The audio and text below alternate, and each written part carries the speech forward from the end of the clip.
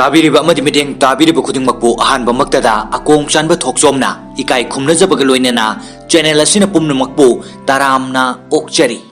ngasisu amuk han channel asina pumnamakkidamak thorang tawduna pujarikliba film asigi maming Bhagwan film asi 3rd October 2003 da release tawkiba romance drama haiba category asigi manung chanba film ni film asina fangkiba rating sing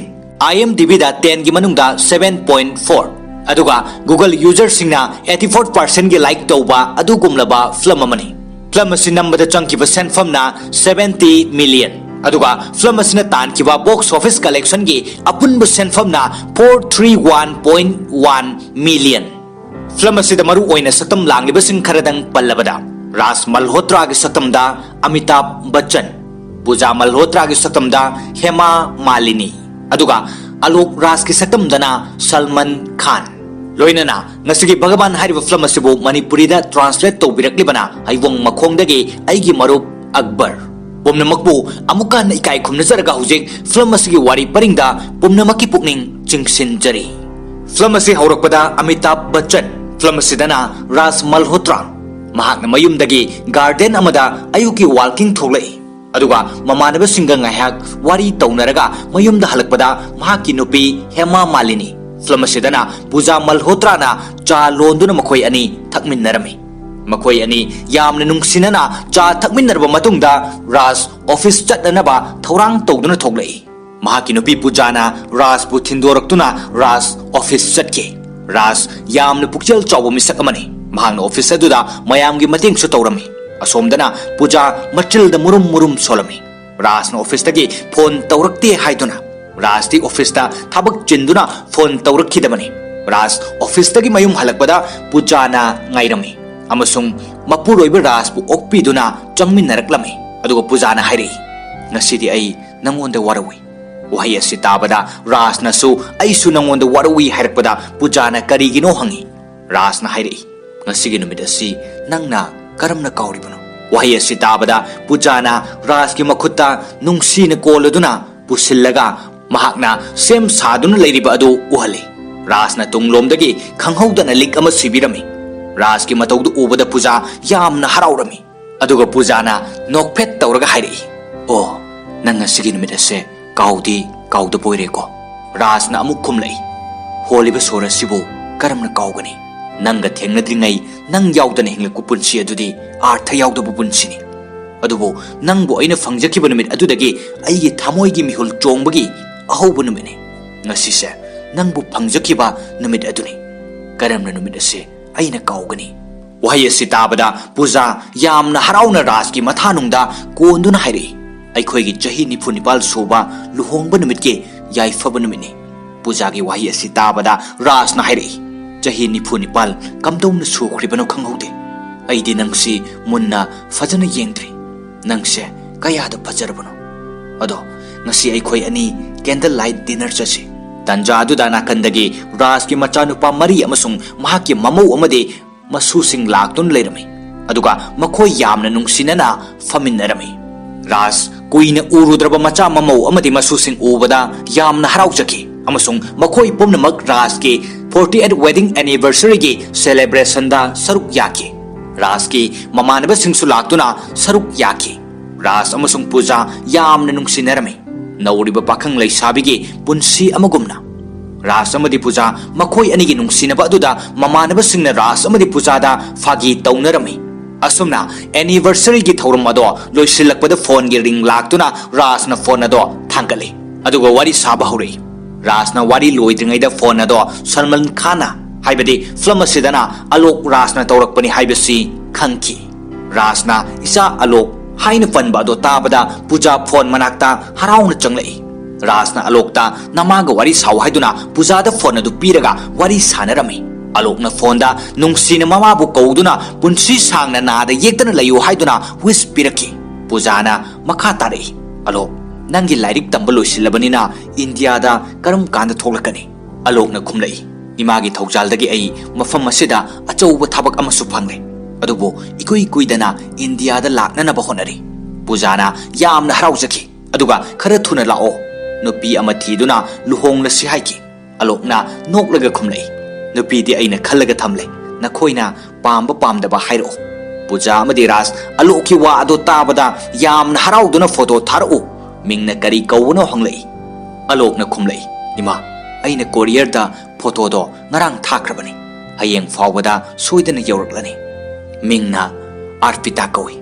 असुमना मखोई नुंगसिना वारी सानदुना phone दो थमकी आलोक का अर्पिता गा वारी सानदुना लाई आलोक ना अर्पिता दा हाइके इमा बाबा दा थौना पुथोक्तुना नंगी मरमददी हाइख्रे अर्पिता ना आलोक दा नंगी इमा बाबा ना याद्रबसु नंग आइका लुहोंगद्रा हाइना हंगलई आलोक ना खुमलई अर्पिता मखोई अनि ननी कना लेजद्रबा लमजा सरा अमबु थाक असि यौहलखिबा मरमसिना अइगिदी मखोई असे मिन्ना उबा लाइनी मखोइदगी हेनबा कनासु लैते अदुना असेंगबदी करिगुंबा अइखोइ अनिगी लुहोंबा से मखोइनि याद्रबदी अइ लुहोंबा ngamloi aduga aigi punsi chupa luhongloi punsigi oina nangbu asum nungsiduna leigani wahai asi tabada arpita na alokpu hena nungsijaki asomdana rasamadi puja masa sing lakpagi haraurambado masa sing hankibada nungai hode mayum mado pumhang hang howi puja amadi ras nungai tana wari sanarami rasna pujada machanupa suras ude kadai chatkhrabono haina hanglakpada pujana nason pekna khumlai सूरज की गाड़ी अमा लौगनी हाइरी अदुना लुपा लिसिंग यांखै नंगोंदगी पामी high अदुबो इकाइदुना हाइबा ngamdra माले वहाय असि ताबदा रासना मपादा पैसा हाइबा इकाइरदी कमदौनी असुमना हाइरमलगा सूरज कौदुना चंगलक्लमी सूरजसु मपागी खोंजल ताबदा थोलक्तुना मपा मचा वारी सानरमी रासना मसा सूरज ता हाइके मपा मचागी मरक्ता हाइनिंगबा वादो हाइनेबा मतमदा कानाना करी हाइगनी नंगसे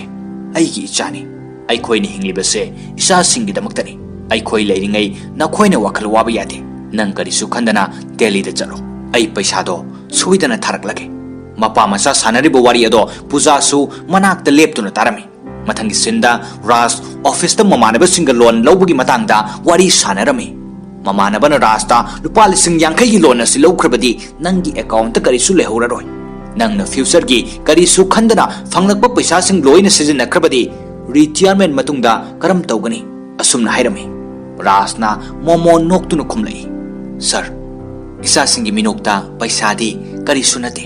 अइ करिसु खंदेदा रिटायरमेंट मतुंगी ईश्वरना चानबीदुना इसा नुपा मरीनी असुमना वारी सानरमलगा मयुमदा हलकी रासना मयुंगी गेट चंगलकपदा कोरियर दगी आलोकना थारखिबा फोटो अदो फंगलदुना इमुंगदा चंगलकी अदुगा रास अमसुंग पूजा फमिनदुना आलोकना थारकपा फोटो अदो येंगलदुना पूजा ना हाइरे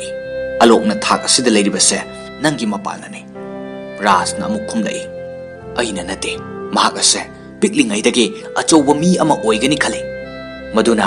अइना महाकपु लंबी ताकपिखिबतनी मतमदो निंगसिंगलिब्रा अइखोइना अनाथ आश्रम अमदा चलुबदा थेंगनरकपदो वाहि असि हाइरगा आलोक ना पिकलिङैदा मखोइगे थेंगनरकपगी वारी अदो निंगसिंगलई सिन्नसिदा रास्तामदी पूजाना अनाथ आश्रम अमदा थोलकपदा गेट मपानदगी अंगांग अमन हाइरे पुपु खोंगुप काप थाबिगे लुपा अमखक्ता याम लंगना काप थाबिगे आलोकना पिकलिङैगी नुंगसिबा वाहि अदो ताबदा रासना पूजादा येंगलगा नोक्लमी अदुगा रासना अंगांग अदुगी मनाक्ता चंगलगा नाकंदा लैरिबा लाइरिक असे कनागिनो हंगलमी मदुदा अंगांग अदुना खुमलई अइगी लाइरिकनी अइ लाइरिक यामना तमनिंगी मीना हाइनै अचौबा मी अमा ओइगे हाइरबदी लाइरिक यामना पागदबनी हाइ अदुना अइसु लाइरिक तमननबा खोंगुप काप थारिबनी रासना अंगांग अदुगी नुंगसिबा वाहिसिंग तारगा अंगांग अदुगी मनाक्ता फमथदुना मिंग करी कौबनो हाइना हंगलमी अंगांग अदुना खुमलई अनाथ आश्रम मनुंगददी लोइनमकना अइबु अपिकपा हाइना कौनै अदुबु अइना स्कूल चलदी अइगी मिंग आलोक हाइना इगनी वाहि असि ताबदा रासना आलोककी अर्थ खंब्रा हंगबदा अंगांग अदुना खुमलई खंगी मैनेजर ना हाई आलोक हाइबदी मंगाल हाइबनी हाइना तंजादुदा अनाथ आश्रम के मैनेजर अदु चंगलई अदुगा मैनेजर अदुदा रास ना हाइकी नसीदगी अंगांग असिगी मिंग आलोक हाइना कौबियो अदुगा रास ना नोनथदुना अंगांग अदुदा अमुक हाइरे अइने स्कूल अमदा नंगी मिंग चनबिरनी नंग लाइरिक कन्नो होनगदबनी नंगना तमनिंगलिखै तमो वाहि असि हाइरगा अंगांग अदुगी मखुतगी काप थाननबा ब्रश अदु लौरगा नाकंदो हुंदोक्लगा मखा तारई नसीदगी नंग मसिगी मथुक ताद्रे angang aduna Rasta thintaba tawdana khurumi asum tawdana Rasna angang ado sembirakibani asumna haukraba nungsiraba wari asi Ras amadi Pujana ningsinglaba matung Rasna Pujada hari numit aduda angang aduna khurumkibado khongyada nate aikhoiki thamoidani wahi asi taraga Pujana hari asengmani mahakna khanjaba adumak thungni mahaki hotnaba kanba masung mahaki matengna mapal lamda lairik tamkribani tanjaduda phone ring laki Puja sensinduna phone ado paikhatpada alokna mama kauduna ikai khumnari aduga photo phanglabra haina hanglei Rasna phangle afaba thabakta thintaba phate luhonglo haina hairami wahi asi tabada alokna baba hoi ima hoi yaudana aina karamna luhongani haina hairi Rasna aikhoi mafam aduda nangi luhongba yaurabani haina khalu matam pumbada aikhoi gi thaujal nangini aikhoi mafam aduda lakpa ngamnaroidabanina nangna imau puduna yumda lakpado aikhoi khaurang na ngairamlage asumna hainaraga phone adu thamki mathangi senda Ras office ta laki office aduda mi ama fawu ukide maduda mahakna khali ngasise suti sunate aduga mi amata laktaba jala asumna khanduna changlakpada thabak tawba mayam sing punsinduna Ras ki office ki aroiba numit haiduna celebrate tawrami pukning nungsirba tanja aduda Ras mai thongda momo noktuna mitta pirang irik cheladuna hairei jahi kuntra sure nakhoi mayamga thabak tawminarakpa nakhoi mayambu thadoktuna jatkadabase ai yamna nungaite adubo matamna purakpani ai jatkhrabasu atopa ama lakani asumna awa nungai linaraga Ras retirement oiki mathangi sinda Ras masa singi mafamda chithi irame holi da ipai chapun si haiduna chithi edu paraga Ras ki macha sanjuna mayamba amada phone tawduna baba gi chithi phanglabra yum jatkadra hanglami mayambana sanjuda khumlai natai manadi aikhoi loina chatnaba hairi retirement tawbagi provident fund gi paisa mayam ama phanglakpadugi maramda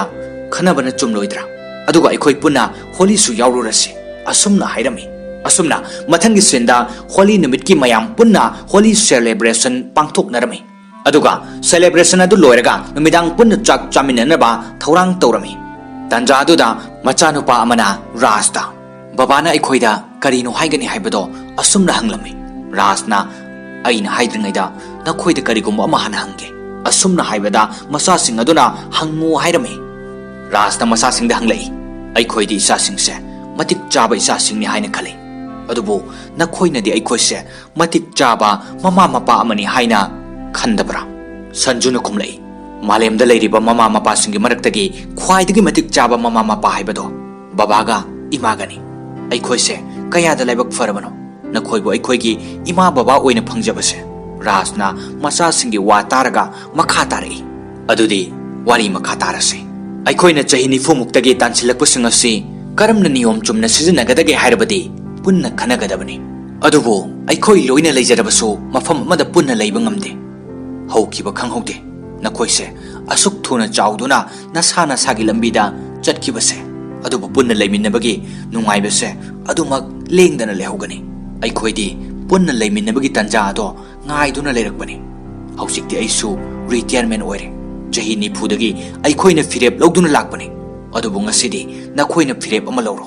aikoi tongan tongana leibase pamde kanaga legani wahi asi tabada masa sing amadi mamau sing ado amaga yengsinaduna wahi amata khumkide tanja aduda Rasna nakhoi khanaba mathau taragade khanaro aikoi mapanda leike asumna hairamnaga Ras pujaga mapanda thoglaki aduga manungda machin manau singdo wari sanaba horaki machin manau mari ado amada insidnanduna mama mapaga leiminnaninkhide asomdana mama mapa anina masa singi wa khanaba ado ngaiduna lerami amasung mama mapa anina khanarami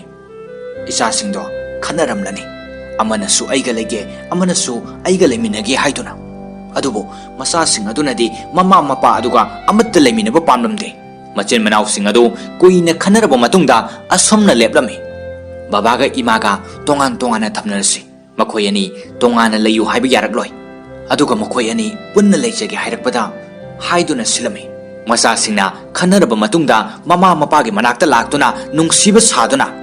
imana sanjuga leiminarani aduga babana kiranga leiminarani hairi wahi asi tabada mama mapa anigi thamoida ningba kaike ꯔꯥꯖꯀ ꯄꯨꯖꯥꯒ ꯀꯥꯗ ꯃꯆꯥꯁꯤꯡꯒꯤ ꯐꯤꯔꯦꯞ ꯑꯗꯨꯕꯨ ꯌꯥꯅꯤꯡꯗꯗꯨꯅ ꯋꯥꯔꯤ ꯁꯥꯅꯈꯤ ꯃꯈꯣꯏ ꯑꯅꯤ ꯂꯥꯞꯅꯕ ꯉꯝꯂꯣꯏ ꯍꯥꯏꯗꯨꯅ ꯔꯥꯖꯅ ꯄꯨꯖꯥꯗ ꯍꯥꯏꯈꯤ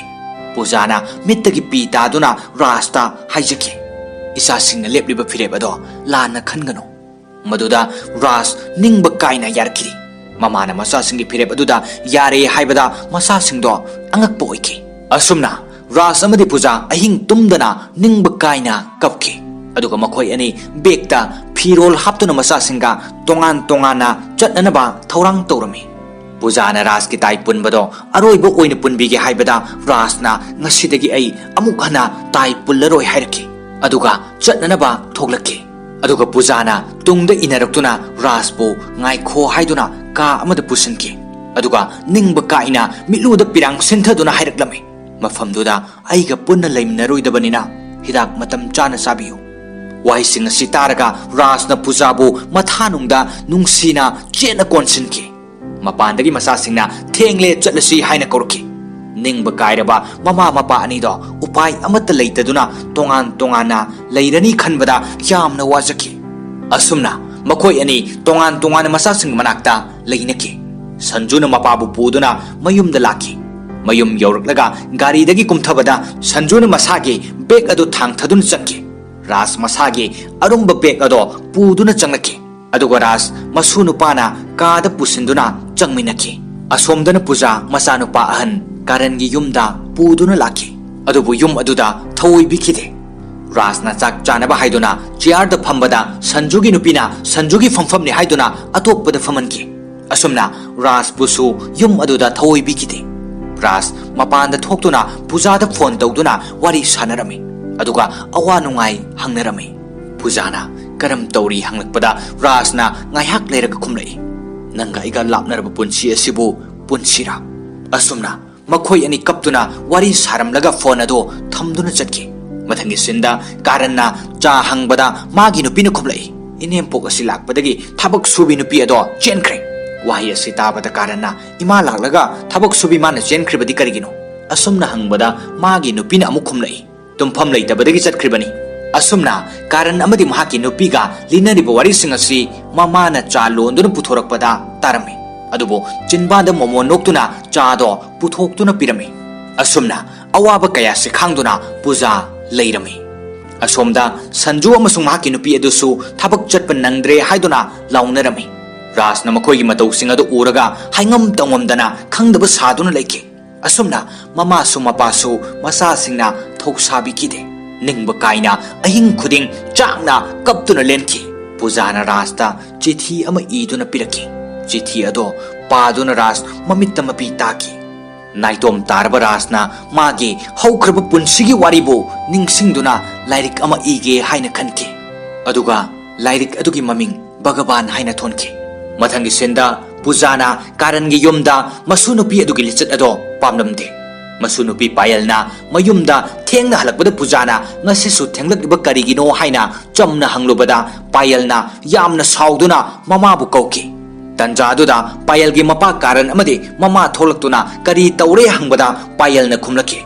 ꯕꯕꯥ ꯅꯪꯒꯤ ꯏꯃꯥꯗ ꯍꯥꯏꯌꯣ ꯈꯣꯡꯊꯥꯡ ꯈꯨꯗꯤꯡ ꯌꯦꯡꯁꯤꯜꯂꯛꯀꯅꯨ ꯍꯥꯏꯅ ꯋꯥꯍꯩ ꯑꯁꯤ ꯇꯥꯕꯗ ꯄꯨꯖꯥꯅ ꯃꯁꯨꯕꯨ ꯀꯧꯔꯛꯄꯗ ꯄꯥꯌꯜꯅ ꯑꯃꯨꯛ ꯈꯨꯝꯂꯛꯏ ꯆꯥꯟꯕꯤꯗꯨꯅ ꯑꯩꯒꯤ ꯄꯨꯟꯁꯤꯗ ꯌꯦꯠꯄꯤꯔꯛꯀꯅꯨ ꯋꯥꯍꯩ ꯑꯁꯤ ꯍꯥꯏꯔꯝꯂꯒ ꯄꯥꯌꯜ ꯌꯥꯝꯅ ꯁꯥꯎꯅ ꯃꯍꯥꯛꯀꯤ ꯀꯥꯗ ꯆꯪꯈꯤ ꯀꯥꯔꯟꯒꯤ ꯅꯨꯄꯤꯅ ꯃꯅꯦꯝꯄꯣꯛꯇ ꯁꯥꯎꯈꯤ ꯀꯔꯤꯒꯤ ꯏꯆꯥꯅꯨꯄꯤꯗ ꯌꯦꯡꯁꯤꯜꯂꯤꯕꯅꯣ ꯍꯥꯏꯅ ꯑꯗꯨꯒ ꯑꯃꯨꯛ ꯀꯥꯔꯟꯅ ꯃꯃꯥꯗ ꯁꯥꯎꯅ ꯍꯥꯏꯔꯛꯏ ꯀꯔꯤꯒꯤꯅꯣ ꯏꯃꯥꯅ ꯑꯩꯈꯣꯏꯁꯦ ꯑꯁꯨꯛ ꯌꯥꯝꯅ ꯋꯥꯍꯜꯂꯤꯕꯁꯦ ꯃꯃꯥꯅ ꯐꯥꯊꯗꯨꯅ ꯄꯥꯌꯜꯁꯦ ꯅꯨꯄꯤꯅꯤ ꯈꯔ ꯆꯦꯛꯁꯤꯟꯕ ꯐꯩ ꯑꯁꯨꯝꯅ ꯍꯥꯏꯔꯛꯄꯗ ꯀꯥꯔꯟꯒꯤ ꯅꯨꯄꯤꯅ ꯈꯨꯝꯂꯛꯏ ꯃꯇꯝꯁꯦ ꯌꯥꯝꯅ ꯆꯥꯎꯈꯠꯂꯕꯅꯤ ꯅꯨꯄꯤꯒ ꯅꯨꯄꯥꯒ ꯈꯦꯠꯅꯕ ꯀꯔꯤꯁꯨ ꯂꯩꯇꯦ ꯋꯥꯍꯩ ꯑꯁꯤ ꯇꯥꯕꯗ ꯄꯨꯖꯥ ꯀꯥꯗ ꯆꯪꯂꯒ ꯀꯞꯈꯤ ꯑꯁꯣꯝꯗꯁꯨ ꯔꯥꯖꯅ ꯃꯍꯥꯛꯀꯤ ꯋꯥꯔꯤ ꯏꯕꯒꯤ ꯇꯥꯏꯄꯤꯡ ꯇꯧꯔꯤꯕ ꯑꯗꯣ ꯁꯟꯖꯨꯒꯤ ꯅꯨꯄꯤꯅ ꯇꯨꯝꯕ ꯌꯥꯗ꯭ꯔꯦ ꯑꯃꯨꯛꯇ ꯇꯨꯃꯤꯟꯅ ꯂꯩꯍꯜꯂꯨ ꯍꯥꯏꯗꯨꯅ ꯁꯟꯖꯨꯗ ꯍꯥꯏꯈꯤ ꯁꯟꯖꯨ ꯇꯨꯝꯂꯝꯕꯗꯒꯤ ꯊꯣꯛꯂꯛꯇꯨꯅ ꯃꯄꯥꯗ ꯑꯁꯨꯛ ꯊꯦꯡꯂꯕ ꯐꯥꯎꯕ ꯇꯨꯝꯗꯅ ꯂꯩꯔꯤꯕꯁꯦ ꯀꯔꯤꯒꯤꯅꯣ ꯍꯥꯏꯅ ꯍꯪꯂꯝꯃꯤ ꯃꯄꯥꯅ ꯉꯁꯤꯁꯦ ꯇꯨꯝꯕ ꯌꯥꯗꯦ ꯍꯥꯏꯅ ꯍꯥꯏꯕꯗ ꯁꯟꯖꯨꯅ ꯍꯥꯏꯔꯛꯏ ꯑꯍꯜ ꯑꯣꯏꯔꯛꯄ ꯍꯥꯏꯕꯁꯤꯗꯤ ꯇꯨꯝꯕ ꯌꯥꯔꯛꯇꯕ ꯃꯁꯥꯅ ꯇꯥꯕꯅꯤ ꯕꯕꯥꯅ ꯇꯨꯝꯕ ꯌꯥꯗ꯭ꯔꯒ ꯑꯩꯈꯣꯏꯗ ꯗꯤꯁꯇꯔꯕ ꯇꯧꯔꯤꯕ ꯀꯔꯤꯒꯤꯅꯣ ꯑꯁꯨꯝꯅ ꯍꯥꯏꯔꯝꯂꯒ ꯁꯟꯖꯨ ꯆꯪꯈꯤ ꯋꯥꯍꯩꯁꯤꯡ ꯑꯁꯤ ꯇꯥꯔꯒ ꯔꯥꯖ ꯆꯤꯟꯕꯥꯟꯗꯒꯤ ꯋꯥꯍꯩ ꯑꯃꯠꯇ ꯍꯥꯏꯗꯣꯛꯇꯅ ꯅꯤꯡꯕ ꯀꯥꯏꯅ ꯂꯩꯍꯧꯈꯤ ꯃꯊꯪꯒꯤ ꯅꯨꯃꯤꯠꯇ ꯁꯟꯖꯨ ꯑꯃꯗꯤ ꯃꯍꯥꯛꯀꯤ ꯅꯨꯄꯤꯒ ब्रेकफास्ट तौनब फमिन्नरिङैदा पोस्टमैन लाक्तुना बेल खिंगलक्पदा राजना चेंथोक्तुना पूजाना पिरक्प चिठीनि हाइना लौरम्मि तंजा अदुदा संजुगी मचानुपा अंगांग अदुना बोबोकी चिठीनि हाइदुना हराउना चेलक्पदा मपुगी अनोक अदो मखादा तादुना ग्लास काइरम्मि संजुनु ऑफिस चलमदाइदा अनोक अदो सेमनबा हाइरुबदा हंदक थासिदि यारारोय मथंगी थादा सोइदना सेमलगे हाइरम्मि अदुगा ऑफिस ता चटके राज मसागी वादो तारगा तुमिन्ना लेप्तुना लेहोके राज निंगबा काइके पूजाना पिरक्प चिठी अदो पानिंगबना लांगतकनरुदुना राजना नौना खंगनबा ममानबा अमगी लाइब्रेरी चंगलक्तुना चिठी अदो पाबीना भाइजकी राज के ममानबगी नुपीदा चिठी अदो पीदुना मखोय अहुम फमिन्नदुना पाबा हौरक्लमे पूजाना चिठी अदुदा इरक्पा वाहेसिंग अदो पारुबदा राज के ममानबा अदुगी नुपीदो कपके अमसुंग पूजागी अचाकपा वाहेसिंग अदुना राज पुसु मिटलुगी पिरांग खांबा ngamkhide पूजागी हौख्रबा वारीसिंग अदो चिठी अदुदा इरमे मदम मदुदा चिठी पारिबि नुपी अदो मखा पाबा ngamkhide अदुगा रास्ता अनोक अदो सेमलुरगा पारो हाइना हाइरमलगा कपतुना थोके निंगबा काइरबा राज के थामोइगी असेंग नुंगसिबदुना राज खांबा ngamkhide अदुगा राजना चिठी अदो पुदुना हलक्लगा पानन भोनकी अदुबो माकी अनोक अदो याउद्रबना चिठी अदुदा इरिबा मयेक्सिंग अदो करीमत उबा फंखिदे तंजा अदुदा मसुनुपा अदुना अनोक अदो सेमलुदुना पुरक्लगा मपुदा उपसिन बिरमे राजना ngakladuna nangdi kadaidagi paisana semluribano haina hanglei मसुनुपा अदुना खुमलei पुपु aigi khongup leinanaba paisani aigi khongup asidi karisu tawdre aduga boboki चिठीदी ngasi pagadabane wai asi hairamlaga मसुनुपा अदो चेंथोकी राजना मसुगी वादो तारगा नोक्लदुना चिठीदो अमुक पाबा हौरक्लमे चिठी अदो पारिङैदा मसुनुपादो ममाना फुबगी मखोल तारकपदगे हौगतुना थोगलई अदुगा कैदौनरगे हाइना राजना हंगलकपदा ममौ नुपी अदुना खुमलई अंगांग माना मचिन थीदुना मागी खोंगुप लैननबा पैसादुना अनोक सेमदोखरे मतुंग तारकपदसु पाबुंगी करिनो अमु वालकपा मतमदा युंगी पोचै योनगदौरी मसिगी अंगांग असे वाई असि हाइदुना मसादो फुदुना कादा पुसिनकी राजना ममोगी अयाकपा वाहिसिंग अदो ताबदा नुंगसिरबा मसु अदो खामदोकपा ngamहौदना लेहोकी मथंगी सिंदा पूजागी मसुनुपी पायलना पार्टी अमा चटपगी थोलकपदा पूजाना हाय पायल असुक थेंगलगा कदाइदा चलिबनो अदुगा नंगना सेलिबा ड्रेस अदुगा वहाय असि ताबदा पायल साउदुना पार्टी तौफमदा चटकी असुमना पार्टी तौफम अदुदा पायलगा खंगनबा नुपा अदुना पायलदा महाकी इकाई खुमनबा अदो मांगन्ननबा होटनरमे ओइरिबा मतौ अदुदा पायल यामना किरमे तंजा अदुदा इखंग खंगौदना पायलगी मबोक पूजाना पायलगी खोंगुल लीदुना लाके अदुगा मसुनुपी पायलदा इकाई खुमनबा मांगन्ननबा होटनरिबा नुपा अदुदा खुपाकना ममाइदा थादुना किहनके नायहक लेरगा नुपा अदो चटके अदुगा सोमदना पायलगी अपोकपा ममा अमदी मपाना अहिंग असुक थेंगलबा फावबा पायल कदाइदा चटख्रिबनो हाइदुना थवाई वाजरमे तंजा अदुदा युंगी बेल खिंगलके पायलगी ममाना चेंथोरक्तुना थोंग हांगलुबदा पायल अमदी मपोक पूजा मखोई अनि चंगलकपा उबदा पायलगी ममादो अंगकपा अमा ओइके अदुगा पायलदा साउरदुना कदाइदा चलुरिबनो हाइना हंगलकपदा पायलगी मबोकना ओइना खुमलई ngasi valentine day gi mayam langnabado aisu yengba chalubani payaldi ngasai yumda halasi haijabani adubo aina khamdun thengdokre wahi ase tabada payalgi mamaga mapagana pujada yamna sauna nganglami thamoida akanba machin tumba posak amana thenbagumna payalgi mapana mabu hek pokchabi mama pujada nganglami akanba wahi singado tabada payalna khangba ngamlaktraduna mabokpu makhut samduna pusinki asumna रासमदी पूजा अवाब कया मायोक्नदुना हौख्रबा नुंगसिरबा थोक्तोकसिंग अदो निंगसिंगनदुना लापना लेनरमे मथंगी सिंदा राज ममानबगी library दा थेंगना लेरमे महाकना library दगी मयुम हलकपदा पूजाना phone तौरक्तुना वारी सानरी पूजाना राजदा चाक चारबरा हंगलई राजना चाद्री हौजिक चारदबनी हाइदुना चाक थांगदोकपा चंगलकपददी चाक एनसांग अमत्ता लेरमखिदे अदुबो राजना अहांग पुखम तेंगोट अदु लौथोक्तुना पूजादा चाक चाबगी मोंग मालहलमे अदुगा राजना चाक एनसांग हावी हाइना हाइरे अदुबो पूजाना असेंग अदु खंगी चाक चादे हाइबा असुमना कपतुना phone थमनके मथंगी सिंदा अजे office ता लेरिंगैदा मामा लाई अजेना मामा office ता लाई खंगबना मागी नुपीदा फोन तौदुना ऑफिस ता इमा लालिबा करिगिनो हाइना सौरमी अजेना फोन दा वारी सारिबा दो mamana taraga kaptuna mitki pi taithoktuna masaga unaramdana halakhi amasung Ajay na mayumda halaknaga mamada yamna saurami karigi office ta laklibano haina masaki wahi aduda mamana ningba kaina khumlaki nangna angang oiringaida yamna pamjakiba halwa se aina thinba laklambani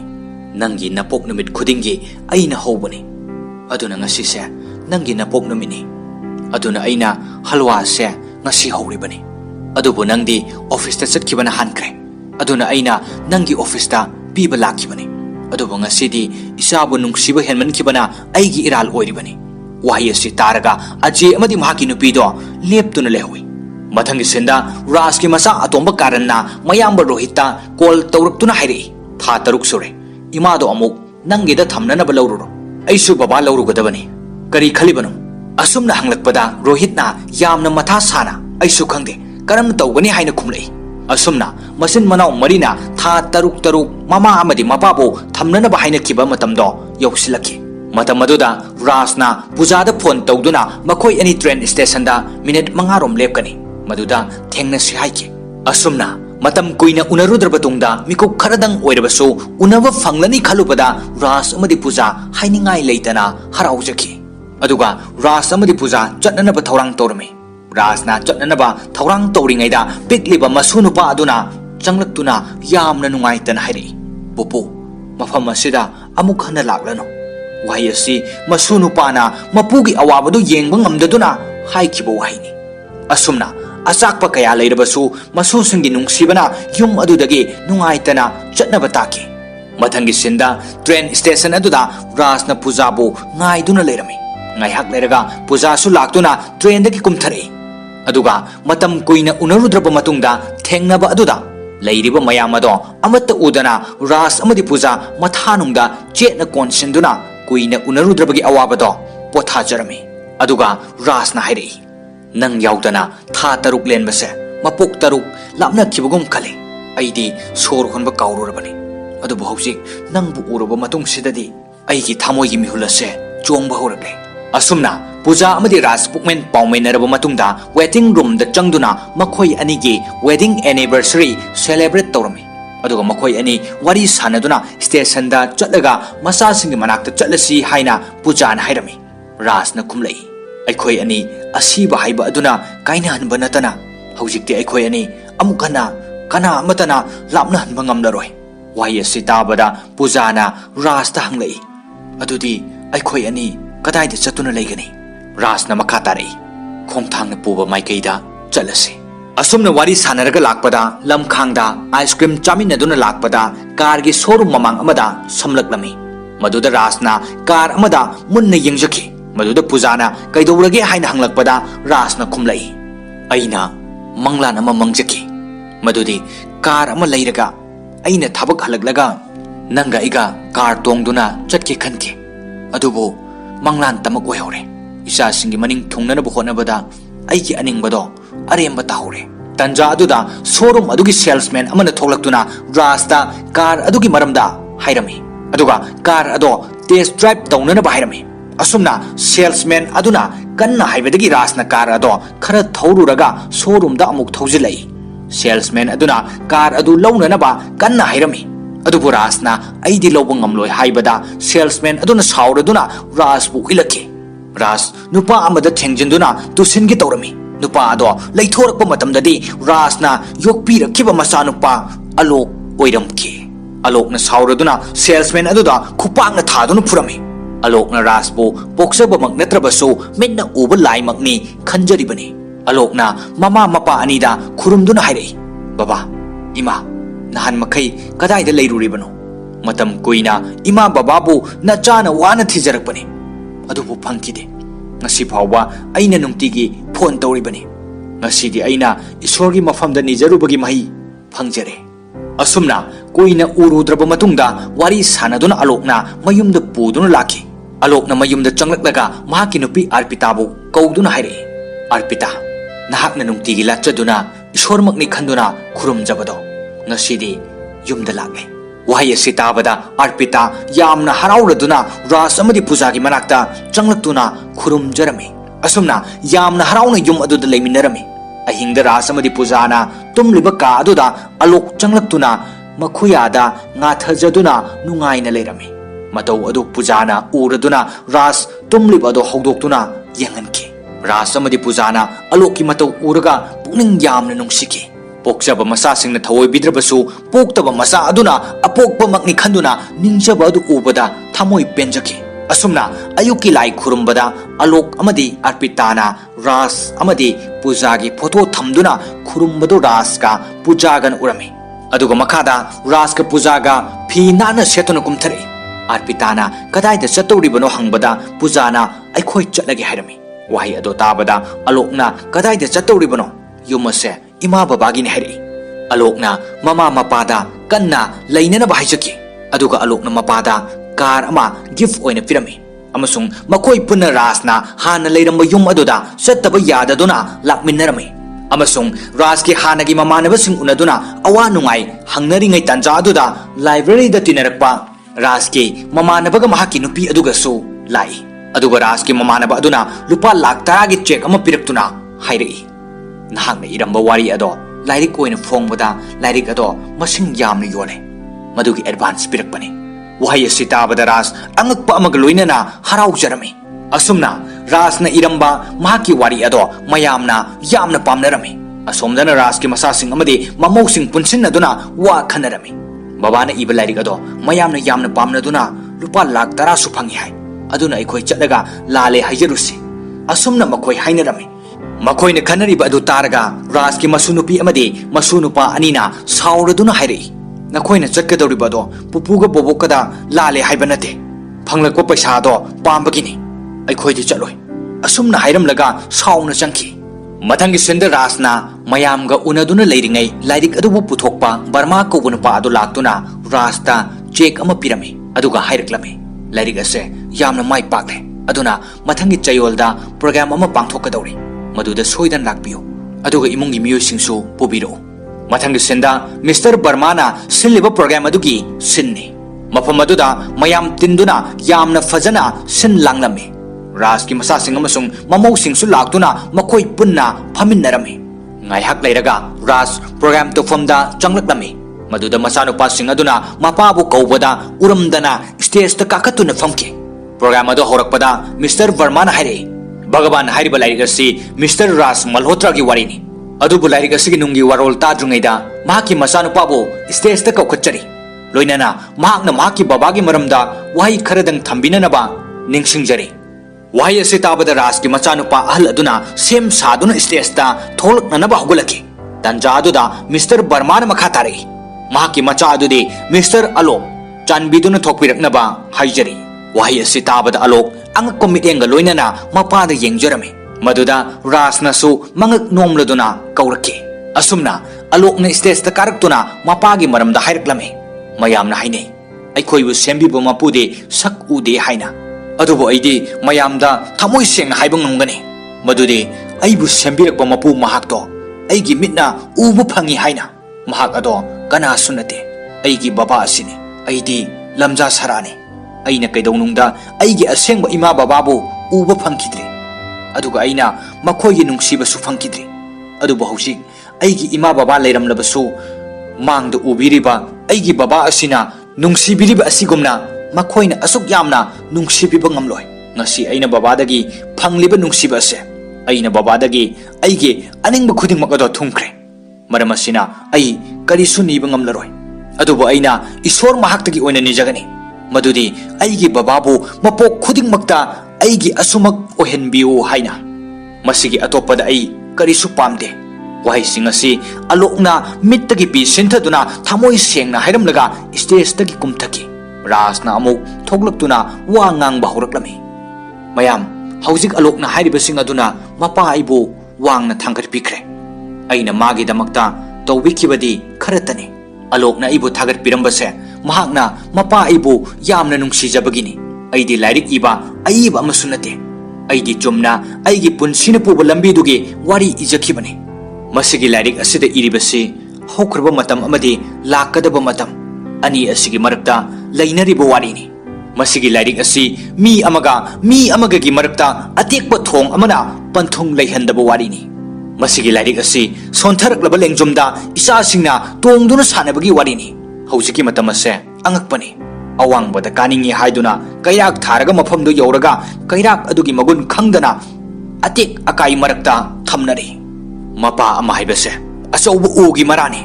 ꯑꯗꯨꯒ ꯏꯆꯥꯁꯤꯡꯅ ꯆꯥꯎꯔꯕ ꯎ ꯑꯗꯨꯒꯤ ꯃꯁꯥꯁꯤꯡꯅꯤ ꯍꯥꯏꯅ ꯍꯨꯝꯅ ꯄꯥꯜꯂꯤꯕ ꯃꯁꯥ ꯃꯔꯤꯡꯁꯤꯡ ꯑꯗꯣ ꯎ ꯑꯗꯨꯒꯤ ꯃꯔꯥꯒꯤ ꯃꯄꯥꯜꯅꯅꯤ ꯍꯥꯏꯕꯁꯦ ꯈꯪꯕꯤꯗꯦ ꯀꯔꯤꯒꯨꯝꯕ ꯎ ꯑꯗꯨꯒꯤ ꯃꯔꯥ ꯑꯗꯣ ꯁꯤꯊꯔꯛꯂꯕꯗꯤ ꯍꯥꯏꯅ ꯍꯨꯝꯅ ꯃꯅꯤꯡ ꯇꯝꯅ ꯂꯣꯡꯂꯤꯕ ꯃꯁꯥ ꯃꯔꯤꯡꯁꯤꯡ ꯑꯗꯣ ꯅꯣꯡꯃꯗꯤ ꯂꯩꯃꯥꯏꯗ ꯀꯦꯟꯗꯨꯅ ꯃꯥꯡꯈꯤꯒꯅꯤ ꯍꯥꯏꯕ ꯀꯅꯥꯅꯁꯨ ꯈꯟꯅꯗꯦ ꯑꯁꯨꯝꯅ ꯄꯨꯟꯁꯤ ꯑꯁꯦ ꯌꯥꯝꯅ ꯂꯥꯏꯅ ꯀꯩꯔꯥꯛ ꯊꯥꯔꯒ ꯆꯠꯄ ꯌꯥꯗꯦ ꯃꯄꯥ ꯑꯃꯅ ꯃꯆꯥꯁꯤꯡꯒꯤꯗꯃꯛꯇ ꯑꯋꯥ ꯑꯅꯥ ꯈꯪꯗꯅ ꯇꯥꯜꯂꯛꯄ ꯈꯨꯗꯤꯡꯃꯛ ꯑꯗꯣ ꯃꯤꯀꯨꯞ ꯑꯃꯠꯇ ꯈꯟꯊꯗꯅ ꯁꯤꯖꯤꯟꯅꯕ ꯉꯝꯂꯒ ꯃꯆꯥꯁꯤꯡ ꯑꯗꯨꯅꯗꯤ ꯃꯄꯥꯒꯤ ꯅꯨꯡꯉꯥꯏꯕ ꯃꯆꯦꯠ ꯑꯃ ꯄꯤꯕ ꯉꯝꯗ꯭ꯔꯤꯕ ꯀꯔꯤꯒꯤꯅꯣ ꯏꯁꯣꯔꯅ ꯑꯩꯈꯣꯏꯕꯨ ꯅꯨꯡꯁꯤ ꯆꯥꯟꯅꯅ ꯂꯩꯃꯤꯟꯅꯧ ꯍꯥꯏꯗꯨꯅ ꯑꯩꯈꯣꯏꯕꯨ ꯁꯦꯝꯕꯤꯔꯛꯄꯅꯤ ꯑꯗꯨꯒ ꯑꯩꯈꯣꯏꯅ ꯀꯔꯤꯒꯤ ꯅꯨꯡꯁꯤꯕ ꯃꯁꯛ ꯈꯪꯗ꯭ꯔꯤꯕꯅꯣ ꯀꯔꯤꯒꯤꯗꯃꯛꯇ ꯑꯩꯈꯣꯏꯅ ꯅꯨꯡꯁꯤꯅꯅ ꯂꯩꯕ ꯉꯝꯗ꯭ꯔꯤꯕꯅꯣ ꯃꯆꯥꯁꯤꯡꯅ ꯃꯄꯥꯕꯨ ꯅꯨꯡꯁꯤꯕ ꯉꯝꯗ꯭ꯔꯤꯕꯁꯦ ꯃꯈꯣꯏꯒꯤꯁꯨ ꯃꯇꯝ ꯑꯃ ꯂꯥꯛꯈꯤꯒꯅꯤ ꯃꯈꯣꯏꯁꯨ ꯍꯅꯨꯕ ꯑꯍꯜꯒꯤ ꯃꯇꯝ ꯍꯥꯏꯕꯗꯣ ꯁꯣꯏꯗꯅ ꯂꯥꯛꯈꯤꯒꯅꯤ ꯍꯥꯏꯕꯁꯦ ꯃꯈꯣꯏꯅ ꯈꯪꯗ꯭ꯔꯤꯕ ꯀꯔꯤꯒꯤꯅꯣ ꯑꯁꯨꯝꯅ ꯔꯥꯖꯅ ꯅꯤꯡꯕ ꯀꯥꯏꯕꯒꯤ ꯋꯥꯔꯤ ꯀꯌꯥ ꯂꯤꯔꯕ ꯃꯇꯨꯡꯗ ꯔꯥꯖꯅ ꯄꯨꯖꯥꯗ ꯌꯦꯡꯂꯗꯨꯅ ꯃꯃꯤꯠꯇꯒꯤ ꯃꯄꯤ ꯁꯤꯟꯊꯗꯨꯅ ꯃꯈꯥ ꯇꯥꯔꯛꯏ ꯄꯨꯖꯥ ꯑꯩꯅ ꯅꯪꯕꯨ ꯊꯃꯣꯏ ꯁꯦꯡꯅ ꯅꯨꯡꯁꯤ ꯅꯪꯕꯨ ꯑꯩꯒꯤ ꯄꯨꯟꯁꯤꯒꯤ ꯈꯣꯡꯂꯣꯏ ꯑꯃ ꯑꯣꯏꯅ ꯐꯪꯖꯕꯁꯦ ꯑꯩꯒꯤ ꯈ꯭ꯋꯥꯏꯗꯒꯤ ꯂꯥꯏꯕꯛ ꯐꯕꯅꯤ ꯅꯪ ꯂꯩꯔꯝꯕꯅ ꯑꯩꯁꯨ ꯂꯩꯔꯤꯕꯅꯤ ꯑꯩ ꯃꯁꯤ ꯍꯥꯏꯔꯒ ꯂꯣꯏꯁꯤꯜꯂꯒꯦ ꯑꯁꯨꯝꯅ ꯋꯥꯔꯤꯁꯤꯡ ꯑꯁꯤ ꯍꯥꯏꯔꯝꯂꯒ ꯔꯥꯖꯅ ꯄꯨꯖꯥꯕꯨ ꯃꯈꯨꯠ ꯁꯝꯗꯨꯅ ꯊꯣꯛꯂꯛꯈꯤ ꯇꯥꯟꯖꯥ ꯑꯗꯨꯗ ꯃꯆꯥꯁꯤꯡꯅ ꯃꯄꯥꯗ ꯂꯥꯜꯂꯦ ꯍꯥꯏꯖꯈꯤ ꯑꯗꯨꯕꯨ ꯃꯄꯥꯅ ꯍꯥꯏꯔꯛꯏ ꯃꯆꯥꯁꯤꯡꯅ ꯃꯄꯥꯕꯨ ꯅꯨꯡꯁꯤꯕ ꯉꯝꯗ꯭ꯔꯕꯗ ꯑꯩꯅ ꯀꯩꯗꯧꯅꯨꯡꯗ ꯉꯥꯛꯄꯤꯕ ꯉꯝꯂꯣꯏ ꯑꯁꯨꯝꯅ ꯍꯥꯏꯔꯒ ꯊꯣꯛꯈꯤ ꯃꯆꯥꯁꯤꯡꯅ ꯃꯃꯥꯗ ꯑꯃꯨꯛ ꯂꯥꯟꯈ꯭ꯔꯦ ꯉꯥꯛꯄꯤꯌꯨ ꯍꯥꯏꯕꯗ ꯃꯃꯥꯅ ꯍꯥꯏꯔꯛꯏ ꯃꯆꯥꯁꯤꯡꯅ ꯂꯥꯟꯈꯤꯕ ꯁꯣꯏꯈꯤꯕꯒꯤ ꯑꯣꯏꯅꯗꯤ ꯑꯩꯅ ꯉꯥꯛꯄꯤꯕ ꯉꯝꯒꯅꯤ ꯑꯗꯨꯕꯨ ꯑꯩꯒꯤ ꯅꯨꯄꯥꯗ ꯂꯥꯟꯈꯤꯕ ꯑꯗꯨꯒꯤꯗꯤ ꯑꯩꯅ ꯉꯥꯛꯄꯤꯕ ꯉꯝꯂꯣꯏ ꯋꯥꯍꯩ ꯑꯁꯤ ꯍꯥꯏꯔꯝꯂꯒ ꯄꯨꯖꯥꯁꯨ ꯔꯥꯖꯀꯤ ꯃꯇꯨꯡ ꯏꯟꯅꯗꯨꯅ ꯂꯥꯛꯈꯤ ꯇꯥꯟꯖꯥ ꯑꯗꯨꯗ ꯃꯁꯨ ꯅꯨꯄꯤ ꯑꯃꯗꯤ ꯃꯁꯨ ꯅꯨꯄꯥ ꯑꯅꯤꯅ ꯃꯄꯨꯒꯤ ꯃꯅꯥꯛꯇ ꯆꯦꯟꯁꯤꯜꯂꯛꯇꯨꯅ ꯀꯣꯟꯈꯤ ꯔꯥꯖ ꯃꯁꯨꯁꯤꯡꯒꯤ ꯅꯨꯡꯁꯤꯕꯅ ꯃꯁꯨꯁꯤꯡ ꯑꯗꯨꯕꯨ ꯅꯨꯡꯁꯤꯅ ꯀꯣꯟꯕꯤꯈꯤ ꯑꯗꯨꯒ ꯅꯨꯡꯁꯤꯔꯕ ꯐꯤꯂꯝ ꯑꯁꯤꯒꯤ ꯋꯥꯔꯤ ꯄꯔꯤꯡ ꯑꯁꯤꯁꯨ ꯃꯇꯥꯡ ꯑꯁꯤꯗ ꯂꯣꯏꯁꯤꯟꯈꯤ ꯑꯁꯨꯝꯅ ꯐꯤꯂꯝ ꯑꯁꯤꯅ ꯎꯠꯂꯤ ꯃꯗꯨꯗꯤ ꯅꯨꯡꯁꯤꯕ ꯑꯁꯦ ꯃꯄꯥꯜ ꯅꯥꯏꯗꯦ ꯃꯐꯝ ꯃꯇꯝ ꯂꯩꯇꯦ ꯅꯨꯡꯁꯤꯕꯒꯤ ꯃꯇꯝ ꯈꯨꯗꯤꯡꯃꯛꯇ ꯃꯆꯥ ꯑꯣꯏꯕꯁꯤꯡꯅ ꯑꯍꯜ ꯑꯣꯏꯕ ꯃꯃꯥ ꯃꯄꯥꯁꯤꯡꯕꯨ ꯅꯨꯡꯁꯤꯅ ꯊꯝꯁꯤ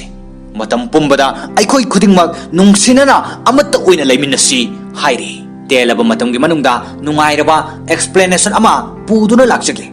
ꯑꯀꯣꯡ ꯆꯥꯟꯕ ꯊꯣꯛꯆꯣꯝꯅ ꯄꯨꯝꯅꯃꯛꯄꯨ ꯏꯀꯥꯏ ꯈꯨꯝꯅꯖꯔꯒ ꯉꯁꯤꯒꯤꯗꯃꯛꯇꯗꯤ ꯃꯇꯥꯡ ꯑꯁꯤꯗ ꯇꯦꯟꯁꯤꯟꯖꯔꯤ